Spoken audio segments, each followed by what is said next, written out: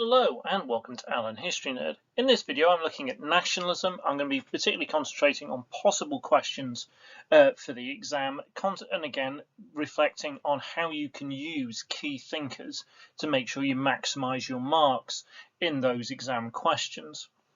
Now, through this, I'm going to refer to nationalism as the chameleon ideology, and I believe it is a chameleon ideology because it changes and shifts in all kinds of different ways.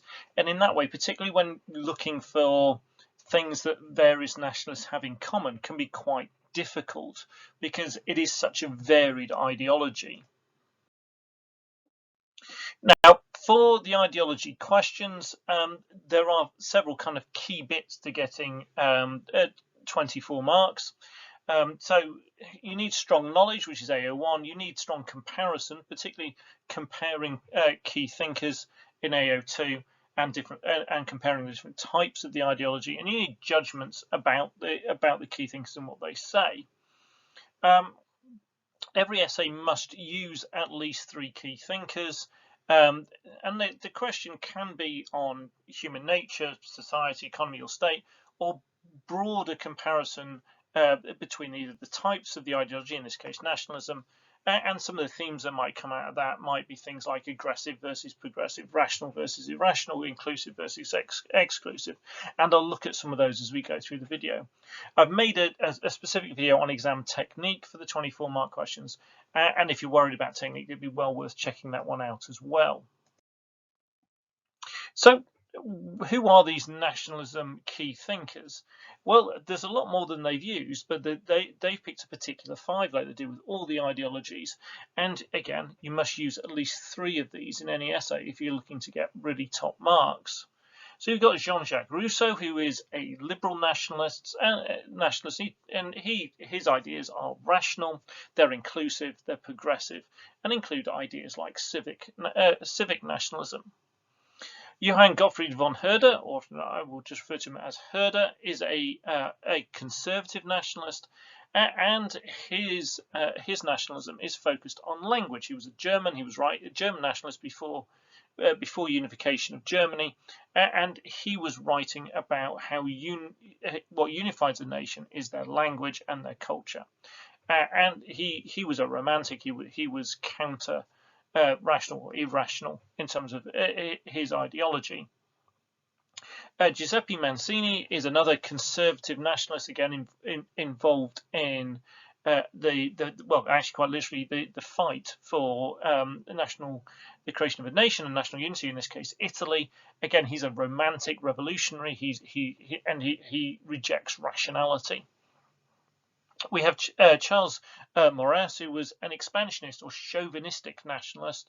Again, highly irrational, highly exclusive, highly regressive, and a lot of the ideas that are written by Maurras can be linked through into fascism that we see in the 20th century and beyond.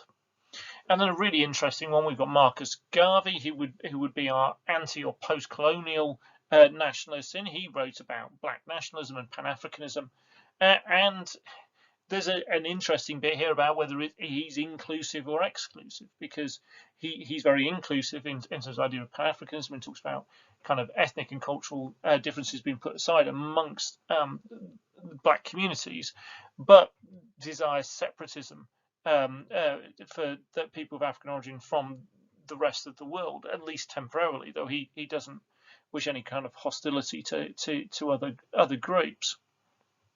So there are key thinkers. I'm going to talk about how we're going to use them in different ways.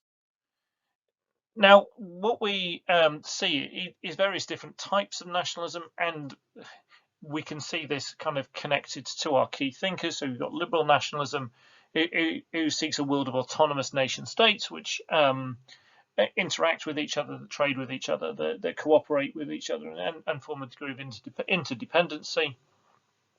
You have conservative nationalism that exists to forge a sense of cohesion and unity within a society, but is often exclusive, and therefore there are a group within that they see as special as part of the nation, and they can have more antagonistic views towards those outside, and they don't necessarily want to cooperate with other nations. You've got anti or post-colonialism, colonial nationalism, and again this rejects colonial rule and seeks to have governance return to indigenous populations and seeking independence for those. And Garvey would be our anti or post-colonialist. And then you've got expansionist nationalism, which rejects the rights of all nations to self-determine. Just the superior nations, in inverted commas, would have self-determination. And this is normally linked with chauvinism or chauvinistic nationalism. And Maurras is our key thinker who reflects on this. So we've got Rousseau for liberal, we've got Herder and Manzini for conservative, we've got we've got Garvey for anti or post-colonialism, and we've got Maurras for expansionist nationalism. There are a variety of themes that we need to think about that could turn up. Now we start with the four that are kind of the bedrock and tend to turn up fairly frequently, which are human nature, society, state, and economy. I'm going to particularly in this video, I'm going to talk about human nature to give an example, just to show some kind of ideas of style of writing, and I'm going to look at the economy, which one that, as of I'm at the point I'm making this video, has not been asked on an exam yet, and therefore has an increasingly high chance of turning up. And then there are these other debates which focus around nationalism, where we've got regressive versus progressive, exclusive versus inclusive, rational versus irrational, expansion versus self-determination, unites or divides. Now, this is where I go back to the idea of nationalism as a chameleon ideology, because it's got almost the entire political spectrum. So you've got anything from left to right, from super liberal to massively authoritarian, and kind of every bit in between. So we often associate nationalism with the right in modern politics, but it's not always necessarily just linked to that particular part of the political spectrum. So whilst there will be elements of it which will be highly regressive and exclusive and irrational, there are other parts of nationalism which are progressive and inclusive and rational, and so we'll come across a lot of that as we go through the different bits. I'm going to start with human nature, and there's been questions before on this asking about whether it has nationalists have a pessimistic or positive view on human nature. So conservative and nationalists and expansionist nationalists have a pessimistic view of human nature. They see humans as not being rational and seeking the security of nationhood. Herder, a conservative nationalist, saw humanity as being irrational, and he rejected the Enlightenment. He viewed patriotism, not individualism, as key to identity. This would link with Maurras, an expansionist nationalist who also rejected individualism, and he believed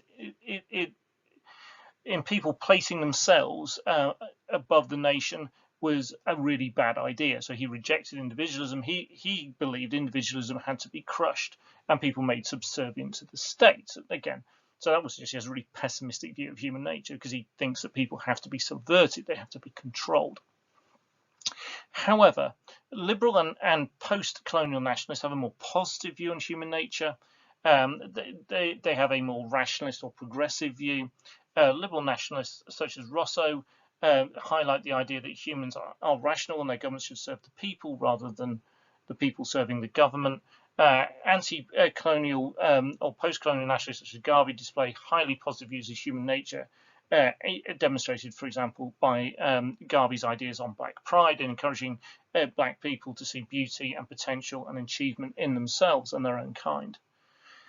So we see there immediately, don't we, an enormous contrast between, and this goes back to what I've said earlier about this chameleon ideology, where we've got this really positive view in terms of things like on the rationality of human nature on one side, and then really pessimistic view on the irrationality on the other. And it's demonstrated, for example, by the degree the different types of nationalists see the need to control people. Now, therefore, we're just left with this, almost with the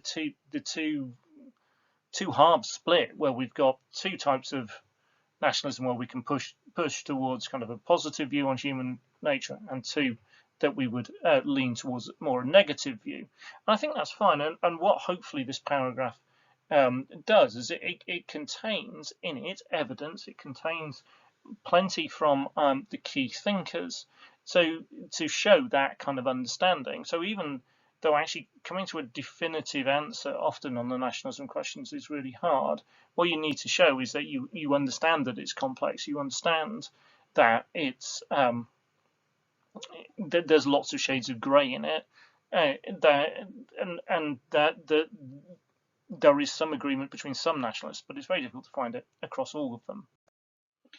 The next paragraph I'd look at in terms of this one, human nature, is about the idea of inclusivity, because if you've got a positive view of human nature, then you would include as many people as you could. You wouldn't exclude people. If you can start to be exclusive and push people out and say, you guys aren't allowed in, you guys aren't part of our nation, then that suggests you have a pessimistic or negative view about them. Right. So conservative nationalists see human nature as driving the desire to belong to a nation based around common culture that is distinctive and needs to be protected by the state. So Herder, for example, wrote of the Volksgeist, which bound people together based on language, culture.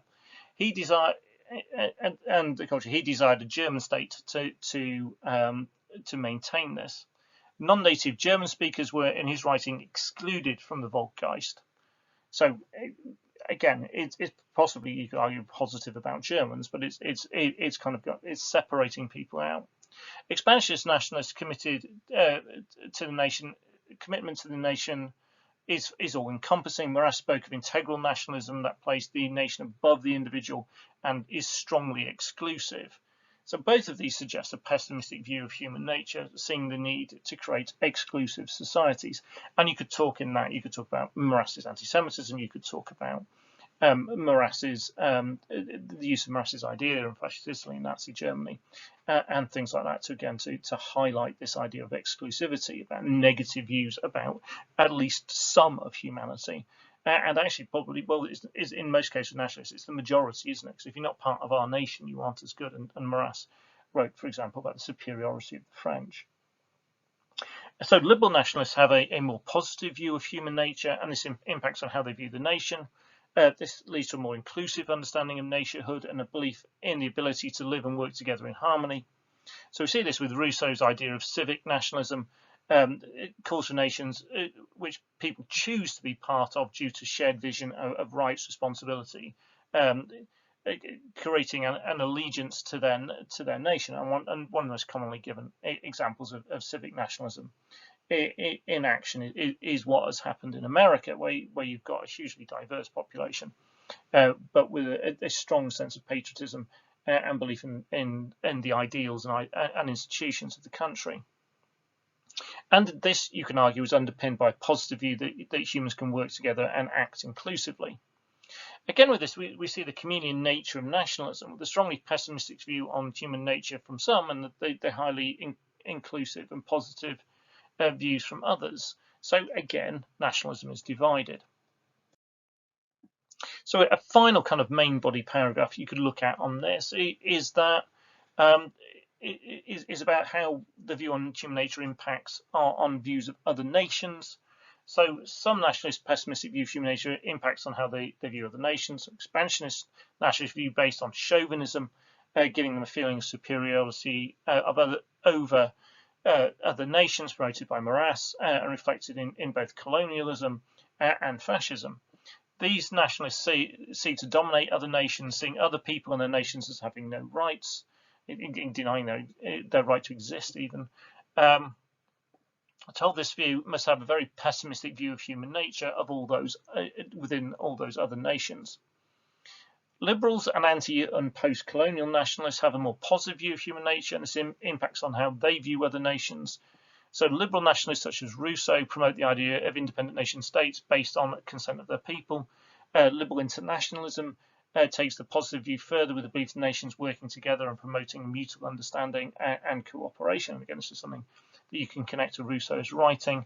Anti- and post-colonial nationalists demand the right for self-determination, showing strong belief of human nature within their nation. And Garvey demonstrates this with his views on Pan-Africanism, seeking empowerment, his belief that that through Pan-Africanism, the ethnic and cultural divides within Africa can be put to one side, and it dreams of kind of creating a United States of Africa. So between the nationalists with pessimistic views and those with a positive view of human nature, this is really strongly demonstrated by the way they conflict on how they view other nations. So really, we've got the same divide going through. So we can find things in common, because normally we can put expansionist nationalists in with conservative, and we can put liberals and anti and post-colonials in together, but those two groupings then clash with each other. So there isn't a single answer to how pessimistic or positive nationalist view is on human nature, because it's very, very strongly divided.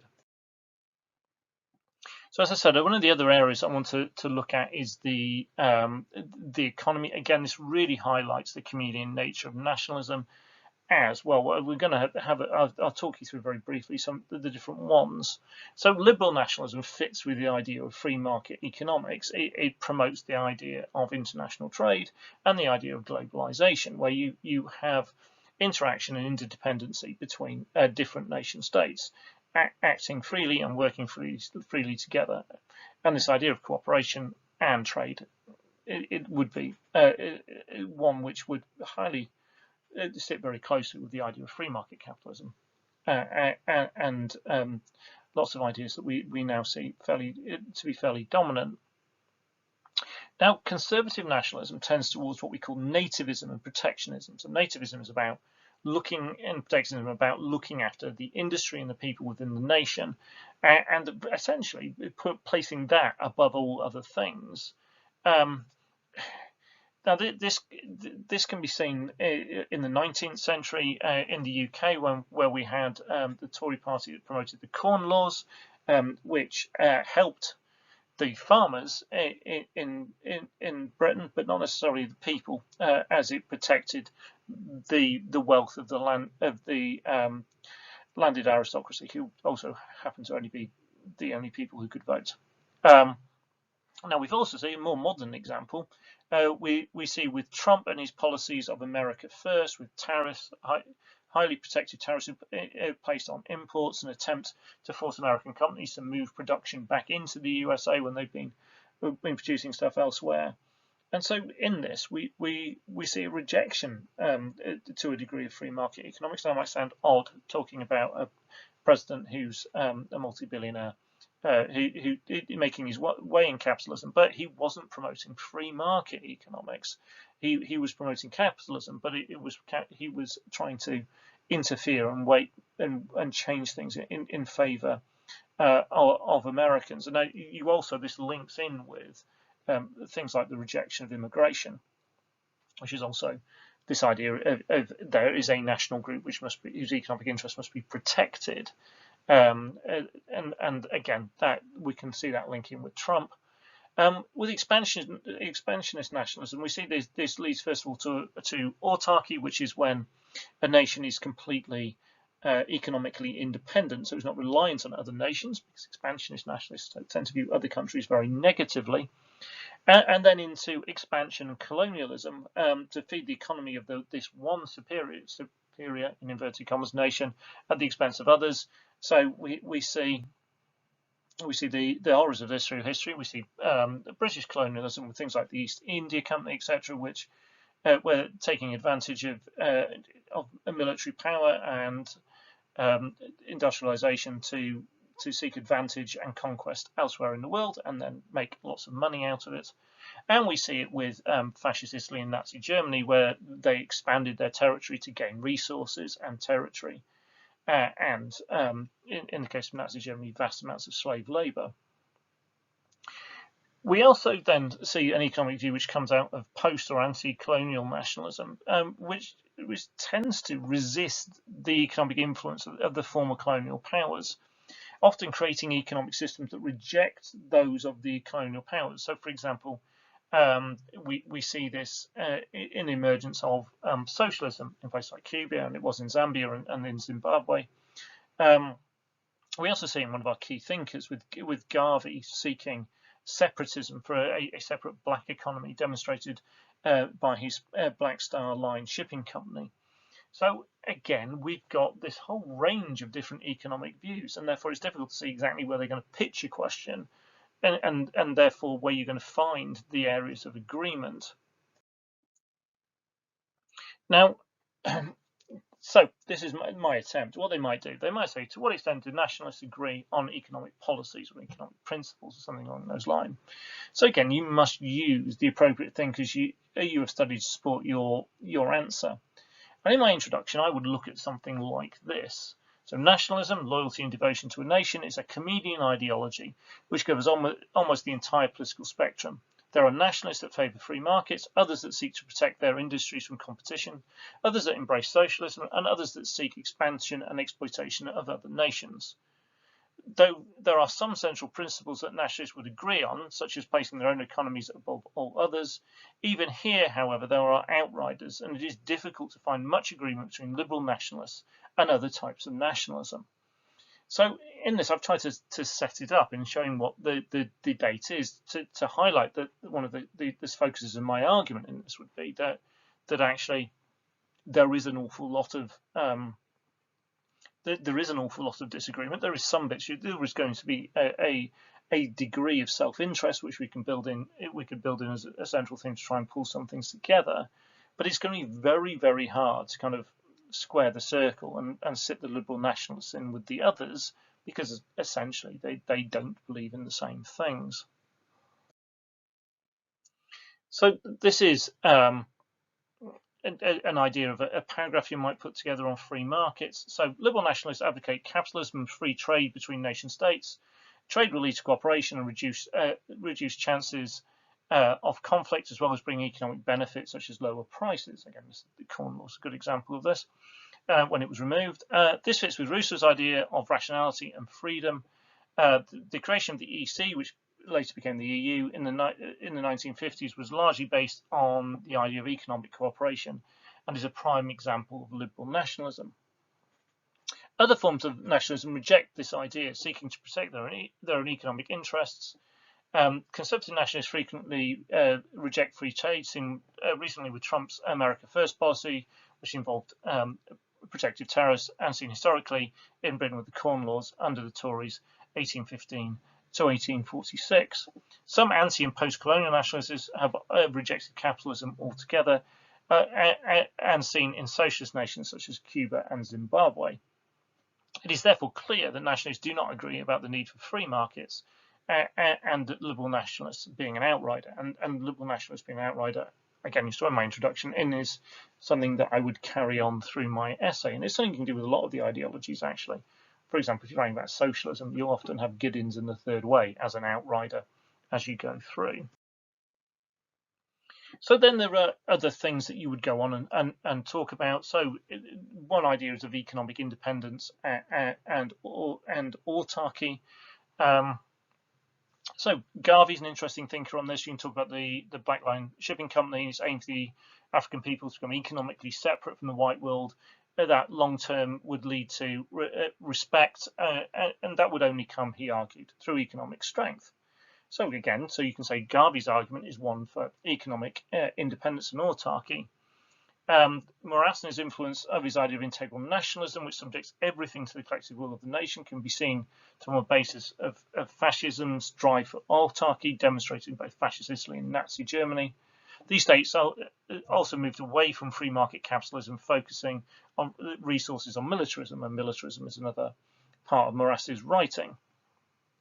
So again, they in a different way and for different reasons are separating their economies from other economies, just as Garvey. So we have got some commonality between those groups.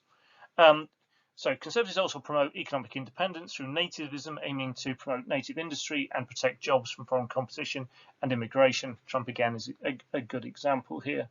And you might. You could also bring in Brexit as an example on this as well. Only liberal nationalists seek international cooperation and favour interdependence economically, often leading them to join supranational organisations such as the EU and NAFTA. So, again, which would then mean for the conservatism one, where the idea of Brexit can make an interesting counterbalance to that.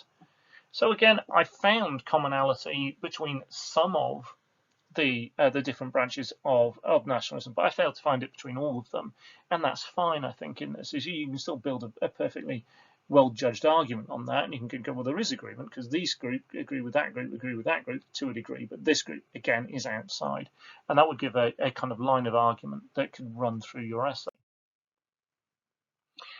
I would then also, in kind of a third section on this, I would talk about expansion exploitation. So expansionist and colonial ideas are key here. So use Marassan is kind of chauvinistic nationalism with his idea of, and again, inverted commas, superior nations entitled to the resources of, and again, in inverted commas, inferior nation. There are historical examples to back this up. Nazi Germany expanded, then plundered the other nations for resources and slave labor. You could also draw on the earlier examples such as of colonialism, such as the British Empire, which enriched Britain at the cost of other countries. Obviously, Marat is French, so you can use the example of the French Empire. These are the glory days that he was calling for the return to. Anti or post-colonial nationalism is the key counter here.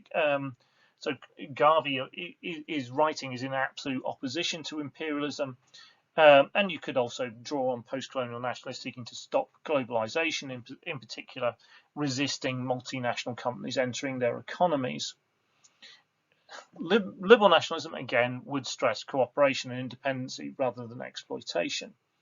And all but the expansionist, chauvinistic nationalists would reject the idea of war as a way of economically expanding. So I hope that's helpful with the economy. I'm going to look at some of the other major debates now, and I'm going to start with regressive versus progressive, which is another. It's one of the key debates in nationalism. I mean, is nationalism always regressive, which is something, an accusation that is often kind of aimed at it. Now, there are some bits which are. So conservative nationalists seek to recreate a golden era from the past, an idea which we saw expressed during Brexit, a desire to kind of return to pre-1972. Herder, again, was talking about creating kind of going back to golden eras from history and the origins of culture and language. Conservative nationalists often rejects progress, instead turning to xenophobia, defense, and isolationism. Again, you can see Trump with America First here. Garvey's a really interesting one in this because he also demands separatism for creating a kind of separate black nation and black economy. But he actually sees this as a later route to progress. That independence will then lead to greater respect and be viewed more equally, and therefore it's not separatism forever. It's separatism for a period of time to allow allow black nationalism and Pan-Africanism to lead to significant progress. Now, chauvinistic nationalism is regressive without doubt. It rejects groups from its nation. So it says you just can't be part, you are excluded. The ideas of Marat have been used by the Nazis. Marat and the Nazis share anti-Semitism. Can also be seen in Herder and his need for a shared language and culture. And there's also regressive areas such as militarism of Marat, which leads to conflict. So there is strongly regressive elements. There are, however, to counter this, progressive ones. So liberal nationalism is progressive, looking forward positively to what can be achieved in the future. For example, as writing of Rousseau. Further evidence you could back this up is with anti and post-colonial nationalism is also progressive, and so Garvey, Manzini, you could are looking to build new nations that are independent, and it shows that nationalism is not always regressive. Liberal nationalism with roots of civic nationalism is inclusive and therefore progressive, so it allows everybody to join. And again, so you're not excluding people that's going to stop the progress of the nation. You're going to kind of embrace all of that. Now, most forms of nationalism, also you can see there's a degree they are fairly progressive. They don't support conflict and war. Key thinkers Rousseau, Garvey, and Herder all reject the idea of war. Um, uh, and you can argue that liberal, anti and post-colonial and conservative nationalists support peace and countries coexisting in relative harmony. So at that point, the expansionist, chauvinistic nationalists look like the outrider. So there's plenty you can get your teeth into on the regressive and progressive one, not only from the key thinkers, but lots of good examples, both contemporary and historical, that you can bring in to relate to the ideas and give real weight to your arguments. Another one of this, which is highly related actually, is the exclusive inclusive. So liberal nationalism is inclusive. So Rousseau is the founder of the idea of civic nationalism, and he writes about liberty and freedom. And so that's clearly anybody can choose to become part of a nation set out by the ideas of Rousseau. There is some inclusivity in conservative nationalism, particularly if you look at the writing of Manzini, and he talks about democracy as an idea, which again is inclusive. But there are also elements of conservative nationalism which are exclusive. So Herder's Volksgeist argues you must have the shared language as a native speaker to be part of a nation. You can't express patriotism through any other language.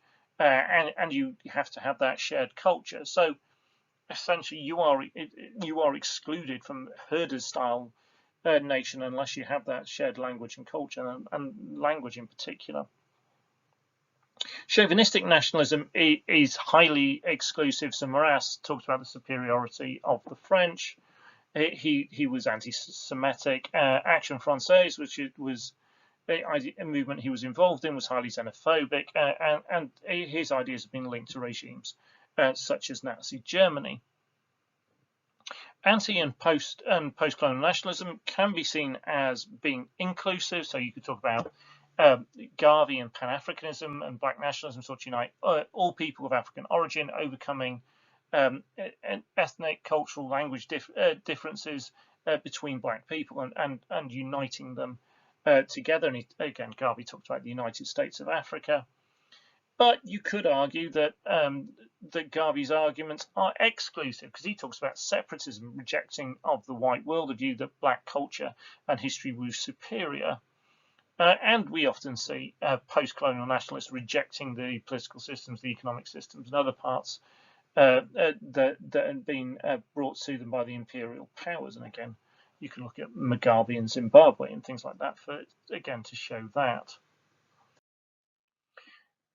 Another related argument, and another one that you could be asked on, is rational versus irrational. So again, I would argue that the nationalism is largely an irrational ideology. And again, we've got this outlier, which is liberal nationalism, which offers a clear argument and therefore gives us valid questions on this. And you can also build a case for rationalism in large elements of anti and post-colonial nationalism. So Rousseau obviously is rational. His philosophy is described as rationalism, and gives a rational justification for the existence of a nation.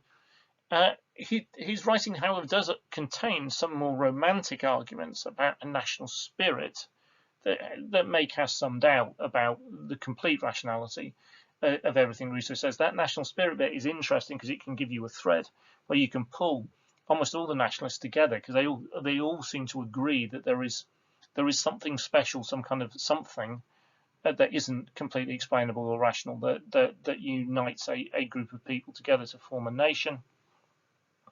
I mean, Garvey, his ideas of separatism can be seen as rational, because he sees that damage has been done to the African population through colonialism and slavery, and he does this. He dismisses the idea of hostility towards white populations, and he talks about equality going forward. But he says there needs to be a period of change, and he promotes the idea, as I talked about earlier, that Black peoples should put aside their cultural and ethnic differences and unite it together. And so there is a degree of rationalism, you can argue, in some of Garvey's writing.